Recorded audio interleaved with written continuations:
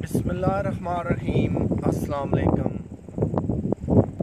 हमने अपनी पिछली वीडियो में बात की थी कि हमारे वतन अज़ीज़ के ऐसे नौजवान जो गैर कानूनी तौर पर बैरून मुल्क जाना चाहते हैं, इसके लिए वो अपना सब कुछ दाव पे लगा देते हैं।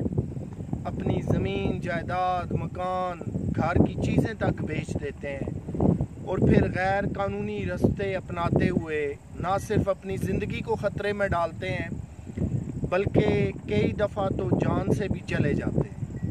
लेकिन आज हम दुनिया के उन टॉप 10 ममालिक की बात करेंगे कि जहां पर लीगल एंट्री है, लीगल बहुत सारे रास्ते हैं, और अगर आप चाहते हैं कि आपकी ज़िंदगी हकीकी मानों में बन जाए तो आज के अव्वल जो ममालिक हैं उनको हमने देखना है और वहाँ जाने के क्या तरीक़ाकार है। एक ज़माना हुआ करता था जब पढ़े लिखे और अनपढ़ में कोई ख़ास फ़र्क इस लिहाज से नहीं था कि पढ़ा लिखा भी यूरोप पहुँच जाता था और अनपढ़ लोग भी कई रास्ते अपना कर यूरोप और दीगर ममालिक में पहुँच जाते थे। फिर वक्त और हालात ने आहिस्ता आहिस्ता ऐसी तब्दीलियाँ लीं कि अनपढ़ और नॉन प्रोफेशनल, नॉन स्किल्ड लोगों का जाना आहिस्ता आहिस्ता आहिस्ता वक्त के साथ ख़त्म होता गया या बहुत ही मुश्किल और नामुमकिन होता गया। लेकिन फिर पढ़े लिखे लोगों के लिए भी वो रास्ते इतने आसान नहीं रहे कि वो भी बड़ी आसानी के साथ पहुंच जाए। आइए सफ़े अव्वल के मुल्क कनाडा की बात कर लेते हैं, जहां पे आजकल बहुत ज़्यादा पढ़े लिखे लोग भी जो है वो नहीं जा पा रहे, इसलिए कि उन्होंने ऐसा एक सिस्टम बना दिया कि आप जब तक उस सिस्टम पर पूरे नहीं उतरते आप कनाडा के अंदर लीगली नहीं पहुंच सकते। मिसाल के तौर पे आपने वर्क परमिट हासिल करना है तो आपके पास मतलूबा मिकदार का तजर्बा होना लाजमी है, अच्छी तालीम और इंग्लिश पे अबूर होना लाजमी है। इसी तरह वहाँ पे रेजिडेंस परमिट है, वर्क परमिट है, विजिट वीज़ा है और शादी है। इसी तरह तालीमी वीज़ा है। बहुत सारी कैटेगरियों में उन्होंने इसको जो है वो बनाया हुआ है। लेकिन आज के दौर में बहुत सारे पढ़े लिखे तालीम याफ्ता लोग भी यूरोप, कनाडा, ऑस्ट्रेलिया इसलिए नहीं जा पाते कि वो किसी कैटेगरी के अंदर आ नहीं रहे होते। उन्होंने जो है जितने शोबे हैं वो सारे डिफ़ाइन किए हुए हैं। वहाँ पे जो इमिग्रेशन का सिस्टम है उन्होंने फेडरल पे भी रखा हुआ है और सूबाई सतह पे भी रखा हुआ है। लेकिन उसके अंदर स्किल्ड पर्सन्स जाते हैं, जैसे आप कह लीजिए डॉक्टर्स हो गए, इंजीनियर हो गए और दीगर बहुत सारे स्किल्ड शोबा है, ज़िंदगी से ताल्लुक़ रखने वाले लोग हैं, जहाँ पे वो आला क्वालिफाइड होने के साथ साथ उनके पास बहुत ज़्यादा स्किल्ड भी होनी चाहिए। और सबसे जो बड़ी बात है कि आपको इंग्लिश पे बहुत ज़्यादा अबूर होना चाहिए, आपको इंग्लिश में फ्लुएंट होना चाहिए। ऐसे ही है जैसे मैं अभी आपसे मुखातिब हूँ तो मैं उर्दू अपनी बड़ी रवानी के साथ बोले जा रहा हूँ, मुझे कोई दिक्कत पेश नहीं आ रही, अल्फाज का ज़ख़ीरा ख़त्म नहीं हो रहा, तलफ़्फ़ुज़ का कोई ख़ासा मुझे मसला दरपेश नहीं है। लेकिन जब आप यूरोप, अमेरिका, कनाडा, ऑस्ट्रेलिया जाते हैं तो याद रखिए कि वो माशरे भी चाहते हैं कि मल्टी नेशनल जो हमारा कल्चर है, पूरी दुनिया की अक़वाम से जो लोग आते हैं उनका सिर्फ जो फर्स्ट चीज़ है स्पीकिंग इंग्लिश है वो ऐसी होने चाहिए जैसे हम बोलते हैं, क्योंकि वो उन्हें प्रॉब्लम ना हो, जो बंदा वहाँ जा रहा है उससे बहुत ज़्यादा प्रॉब्लम ना हो। इंग्लिश बड़ी फ्लुएंट होनी चाहिए, बड़ी अच्छी होनी चाहिए, इंग्लिश पे अबूर होना चाहिए, आपका एक्सेंट बड़ा अच्छा होना चाहिए। तो ये चीज़ बड़ी सबसे बुनियादी और अहम है। अब जो पढ़े लिखे लोग हैं, स्किल्ड हैं, लाजमन उन्हें फिर अपनी इंग्लिश लैंग्वेज को भी सीधा करना है। आजकल आपको पता है 6th band, 7th, 8th band तक जो है वो मामला चल रहे हैं। 6, 7 तो अब पुरानी बात हुई, अब 8 बैंड की तरफ आइए कि उतनी अच्छी इंग्लिश आपकी होनी चाहिए। फिर आप सर्जन हैं, डॉक्टर हैं, इंजीनियर हैं, लॉयर हैं, अलगर्ज किसी भी शोबा है ज़िंदगी से आला क्वालिफाइड तालीम याफ्ता भी हैं, साथ स्किल्ड भी हैं, तब आपको वहाँ पे एंट्री मिलती है। अब उसके भी उन्होंने लेवल बनाए हुए हैं, आपके एज के भी नंबर काउंट होते हैं, तालीम के भी काउंट होते हैं, क्या आप कनाडा के अंदर रहे हैं उसके भी आपके नंबर काउंट होते हैं, क्या आपने कनाडा के अंदर कभी वर्क परमिट लिया है या एज ए स्टूडेंट आपने कुछ साल वहाँ पे पढ़ा है, ये सारी बातें जो हैं वो बड़ी अहम हैं। इसी तरह नंबर 2 पे आप ऑस्ट्रेलिया को ले लीजिए, सेम तरह की इमिग्रेशन के कवानीन उन्होंने बना कर एक दफ़ा जो है वो कंप्लीट करके छोड़ दिए। उसका सबसे बड़ा फ़ायदा उन्हें ये है कि जो भी बंदा उनके मुल्क में जाना चाहता है, अब तो सिस्टम ऑनलाइन है, किसी भी मुल्क की इमिग्रेशन को आपने देखना है, इंटरनेट पे बैठिए, ऑनलाइन वहाँ की इमिग्रेशन खोलिए, मसलन online immigration Canada, online immigration Australia को खोलिए, तो आपको सारी मालूमात मिल जाएंगी। आपको कंसल्टेंट फर्स्ट ऑफ ऑल ही हायर करने की ज़रूरत नहीं है, पहले अपनी बुनियादी मालूमात को देख लीजिए कि क्या आप उसके ऊपर पूरा आते हैं। अगर पूरा आते हैं तो फिर आप जाने के लिए अप्लाई करेंगे, लेकिन फिर भी याद रखिए कि खुद नहीं करना, उसके लिए आपने प्रोफेशनल जो है वो कंसल्टेंट हायर करना है। हम लोग क्या गलती करते हैं कि खुद ही फॉर्म डाउनलोड कर लिए या ऑनलाइन फिलअप करने शुरू कर दिए। याद रखिए कि एक प्रोफेशनल का काम और होता है, तजर्बाकार आदमी का काम और है, और एक आम आदमी के काम में बहुत ज़्यादा फ़र्क होता है। अब आ जाइए आप अमेरिका की तरफ, तीसरे नंबर पे ले लीजिए। गो कि उसकी भी इमिग्रेशन ऐसे ही है जैसे कनाडा की है, ऑस्ट्रेलिया की है, अमेरिका की है। अब आगे चलिए, जर्मनी को ले लीजिए, फ्रांस को ले लीजिए। इंग्लैंड ने तो हाल ही में आपको पता है ब्रेक्जिट में जो है वो यूरोपीय यूनियन से बाहर निकलने की वो काफ़ी कोशिश कर रहे थे, जो बिलाखिर कामयाब हुई। रेफरेंडम हुए, यूरोपीय यूनियन के साथ उनके मुज़ाकरात हुए, और अब उनका जो है वो ब्रेक्जिट गालबन 2021 से शुरू होने वाला है। उस पे उन्होंने भी अपने कवानीन को जो है वो चेंज कर दिया कि आप यहाँ पे आएँ तो कैसे आएंगे, एंट्री कैसे लीगल लेंगे, रहेंगे तो कैसे रहेंगे, वर्क परमिट लेंगे, प्रॉपर टैक्स पे करेंगे। और अब इंग्लैंड जैसे मुल्क ने भी नेशनलिटी के जो एक किसी दौर में बड़ी फ्रीक्वेंट हुआ करती थी, आसान हुआ करती थी, मिल जाती थी, अब उसको उन्होंने रिड्यूस करना शुरू कर दिया। क्योंकि अगर कनाडा ऑस्ट्रेलिया के अंदर जो है वो मल्टीनेशनल कौमें रहती हैं, तो इंग्लैंड भी वो मुल्क है जिसके अंदर पूरी दुनिया के बाशिंदे आपको बड़ी आसानी से मिल जाएंगे। वो बाशिंदा बांग्लादेश से हो, ऑस्ट्रेलिया से हो, न्यूजीलैंड से हो, कनाडा से हो, अमेरिका से हो, स्कैंडिनेवियन कंट्री से हो या अफ्रीका के ममालिक से हो, तो ये फिर मुल्क जो हैं वो मल्टीनेशनल कल्चर भी इख्तियार कर जाते हैं और मल्टीनेशनल जो है वो लोग भी रखते हैं।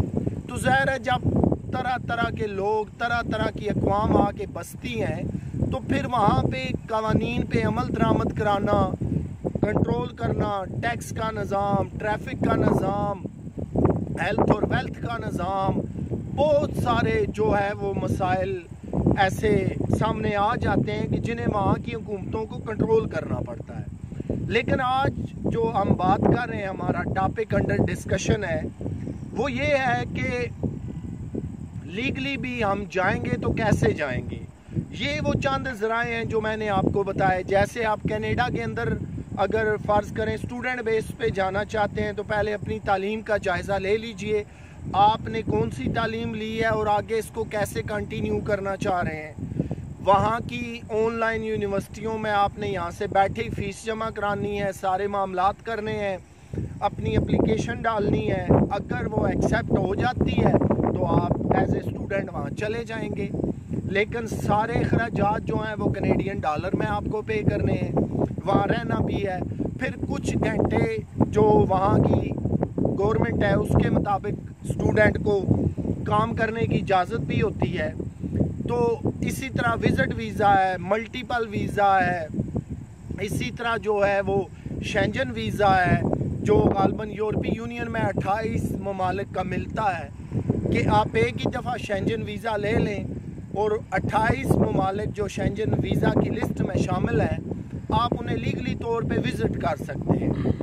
लीगली विज़िट करने के ये फ़ायदे होते हैं कि विदन पैरामीटर्स और विदन 4 कॉर्नर्स ऑफ लॉ कवानीन के अंदर रहते हुए आप किसी मुल्क में जाते हैं, लीगल एंट्री देते हैं, वापस आ जाते हैं, उससे आपके पासपोर्ट की भी वैल्यू बढ़ती है, आप कोई गैर कानूनी काम भी नहीं करते और इसी तरह आपकी ट्रैवल हिस्ट्री बनती रहती है। लेकिन वो दुनिया के टॉप 10 ममालिक जैसे कनाडा हो गया, ऑस्ट्रेलिया हो गया, अमेरिका हो गया, जर्मनी हो गया, इंग्लैंड हो गया, फ्रांस हो गया, नॉर्वे हो गया, हॉलैंड हो गया, बहुत सारे ममालिक हैं। टॉप 10 में इसलिए कह रहा हूँ कि ये जो अवलीन जिन ममालिक के मैंने नाम लिए, यहाँ की इमिग्रेशन लेना कोई इतना आसान नहीं है। इसको भी आप बेशक पढ़े लिखे हैं, आप बेशक इंग्लिश में फ्लुएंट हैं, आप बिजनेसमैन हैं, आप किसी भी शोबा ज़िंदगी से ताल्लुक़ रखते हैं, जाने से पहले तमाम चीज़ों का जायज़ा ले लीजिए, लीगल तरीके से एंट्री दीजिए। और ये नहीं कि ये जाना कोई बहुत मुश्किल है या हम इस सब्जेक्ट को ही मुश्किल बना लें, ऐसा नहीं है। जो लोग मतलूबा तालीम रखते हैं, मतलूबा तजर्बा रखते हैं, वो कामयाबी से हमकिनार होते हैं, ज़िंदगी भी बन जाती है, बड़ा लाइफ स्टैंडर्ड वहाँ उन ममालिक में आई है। आप वहाँ पे अच्छी तालीम ले सकते हैं, अच्छा घर बना सकते हैं, अच्छा जो है वो सालाना कमा सकते हैं। और इंग्लैंड, अमेरिका, फ्रांस, जर्मनी, इस तरह के ममालिक में जो है, ऑस्ट्रेलिया, ना सिर्फ आप वहाँ पे कामयाबी से कमाई करते हैं बल्कि अपने वतन अज़ीज़ पाकिस्तान में अपने अच्छा जो है वो मुस्तकबिल बना सकते हैं, यहाँ पे अच्छे घर बना सकते हैं, गाड़ियाँ ले सकते हैं, जायदाद बना सकते हैं। लेकिन तमाम चीज़ों को देखना उसी एंगल से पड़ेगा जैसे इमिग्रेशन कवानीन ने अलाउ किया हुआ है। उससे अगर आप बाहर निकल जाएंगे, आप अव्वल तो जा ही नहीं सकते, और अगर कोई और वे अडाप्ट करेंगे तो वो इलीगल हो जाएगा। तो ये वो ममालिक है टॉप 10। अब इन्होंने भी अपने इमिग्रेशन के कवानीन बना के उसे ऑनलाइन कर दिया कि जो कोई पूरी दुनिया में से जहाँ से देखना चाहे आसानी से देख ले और समझ ले इमिग्रेशन कवानीन को पढ़ने के बाद कि क्या वो एलिजिबल है उन ममालिक में एंट्री के लिए या नहीं।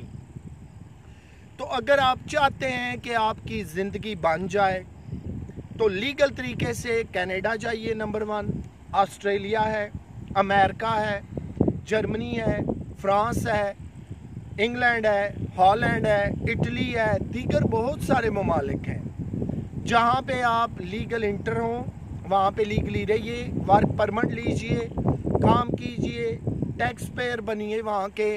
और सबसे बड़ी बात कि अगर आप वहाँ बड़े आराम और सुकून से रहते हैं, किसी क्रिमिनल एक्टिविटीज़ में आप नहीं इन्वॉल्व होते, तो फिर एक वक्त आता है कि आप वहाँ के पेपर्स या नेशनलिटी लेने में कामयाब हो जाते हैं। हर मुल्क के अपने कवानीन हैं, किसी ने 5 साल रखे, किसी ने 7 रखे, कुछ अब 10 साल की तरफ भी जा रहे हैं कि अगर आप बतौर सिटीज़न वहाँ पे कामयाबी से रह जाते हैं तो फिर वो आपको अपनी नेशनलिटी ऑफ़र कर देते हैं। तो ये वो चंद दोस्तों ज़राए हैं जिन्हें हमने लीगली तौर पे अपनाना है।